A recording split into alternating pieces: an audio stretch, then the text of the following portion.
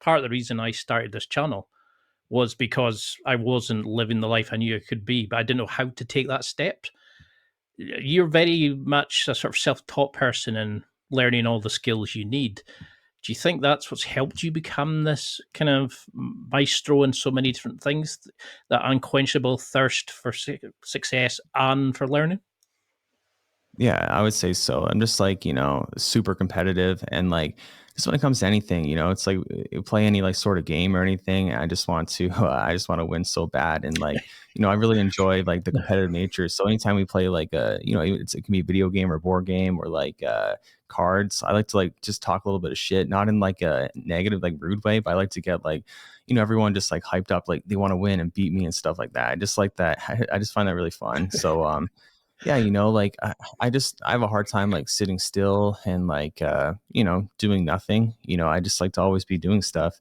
So like, if I'm going to spend my time doing something, it should be something productive. And I view other people like that are successful just as normal people because that's what they are. And I can be just like them. So like, my goal is to succeed in life and just have a great story because like if your life is a book at the end of your life, you want to have an interesting story. And I want to have a super interesting story where people are going to read that and be like, oh man, that's pretty amazing. So like yeah, I don't know, I don't have like specific motivation too much. Like, I just like doing stuff and achieving and whatnot.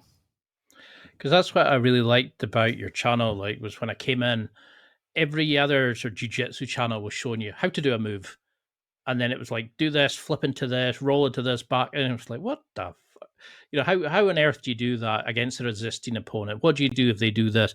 And then when I found your channel, and I was like, suddenly it clicked, because you were actually focusing on high quality footage of rolling against a resisting opponent, showing what they did right, what you did right, what went wrong, how they would fix it, the grips, and just it was beautifully done. It's so inspiring to see, and I think that's why you're so popular on it, because you're actually showing people how to use jujitsu, not just like repetitively do a move.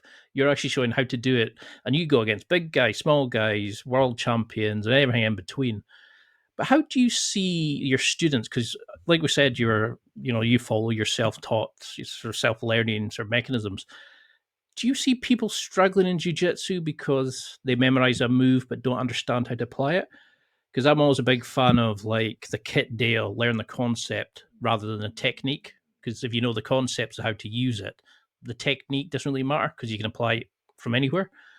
Are you a Roger Gracie fan of fundamentals only, become a master of that, or Ferrara, who did pick three moves and became a god in them, or how? Where do you see guys going wrong in learning jiu-jitsu? Yeah, I would say there's a huge problem in jujitsu where people they like think that technicality is like memorizing a bunch of techniques, and Mm. it's all techniques are just like grip sequences. So you grip here and then you grip there, and it's like a sequence. It's like a replacement system, so you're always controlling the person, right?